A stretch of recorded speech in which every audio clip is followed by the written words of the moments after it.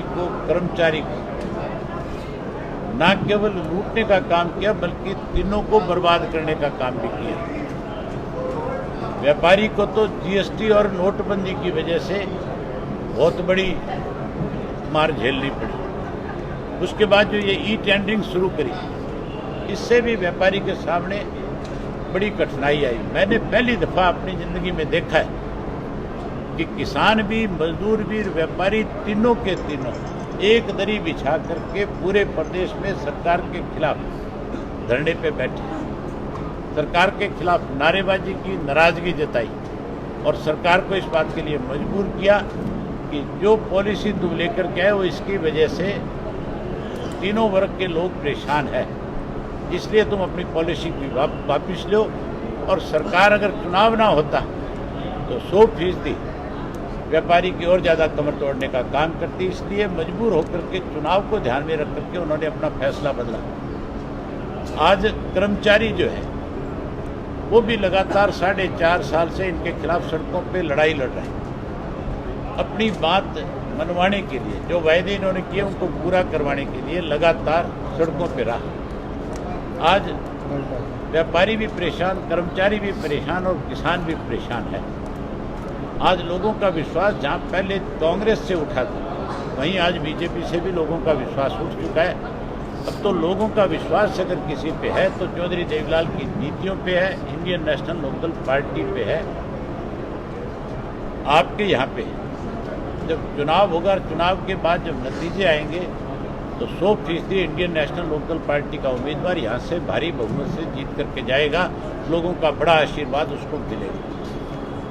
मजबूत विपक्ष होना जी बहुत ज़रूरी है, लेकिन इतने 5 साल लगातार धरने प्रदर्शन रहे बहुत इस सरकार में, मतलब विपक्ष ने कभी ना कर्मचारियों के लिए कोई ज़्यादा आवाज़ उठाई। SYL के लिए तो आपने उठाई, लेकिन कर्मचारियों की बात आवाज़ नहीं उठाई। पहले तो किसी कर्मचारी नेता से ये पूछवाओ कि हमने आवाज़ उठाई कि नहीं उठाई।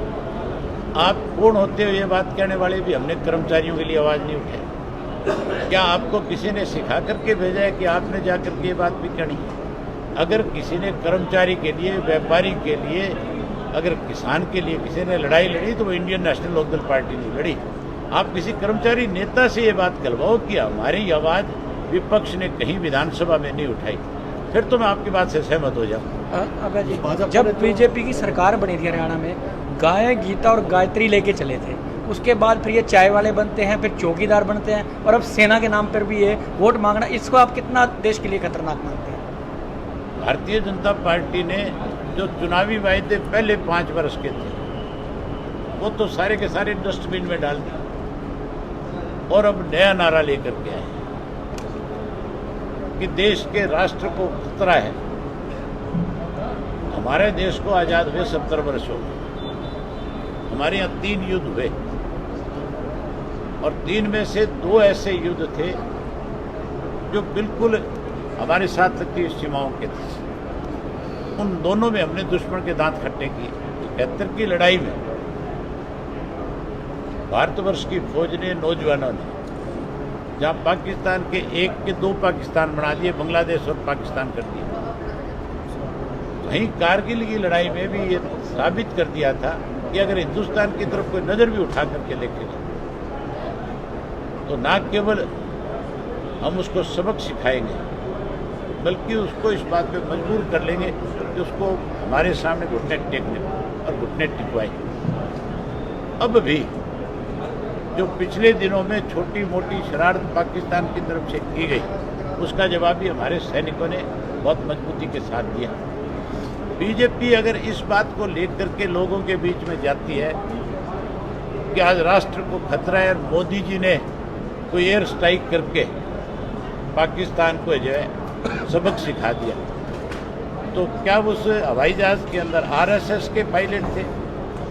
क्या कोई उस बॉर्डर के ऊपर जो सैनिक लड़ रहे हैं वो आरएसएस के हैं, बीजेपी के हैं? वो हमारी देश की धरोहर है, हमारे राष्ट्र की। हमारे वो जवान हैं जिनको 2 जगह की चिंता हर वक्त सताती है। एक तो देश की सीमाओं की चिंता का जो बच्चा होगा वो आर्थिक रूप से जो घर कमजोर होगा उसका घर का मेंबर जो है फौज में जाएगा, और जो फौज में जाएगा तो उसके घर में कोई अगर 2 बहन है, 3 बहन है तो उसको उसकी शादी की उसकी पढ़ाई की, घर को चलाने की, वो चिंता भी उसको साथ साथ सताती रहती है। लेकिन बावजूद इतनी बड़ी चिंता घर की होने के बाद भी उसको देश की चिंता ज़्यादा बड़ी होती है। इसीलिए हर रोज़ जहाँ कहीं भी दूसरे जो हमारे साथ लगती सीमाओं के लोग हैं, जो आगे बढ़ने की कोशिश करते हैं, जो छोटी मोटी शरारत करते हैं, उनको सबक वही लोग सिखाते हैं। और सबक भी नहीं सिखाते बल्कि शहादत भी देने का काम करते हैं। शहीद का सम्मान करना चाहिए, सैनिक का सम्मान करना हमारा कर्तव्य है,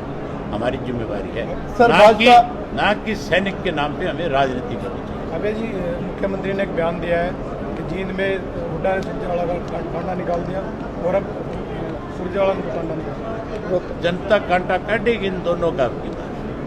सर खट्टर साहब का भी काट देगी, कांग्रेस का भी काट देगी। सर सुप्रीम कोर्ट के चीफ जस्टिस के ऊपर आरोप लगा, उनका ये कहना है कि ये कोई कोई साजिश ये बातें नहीं है।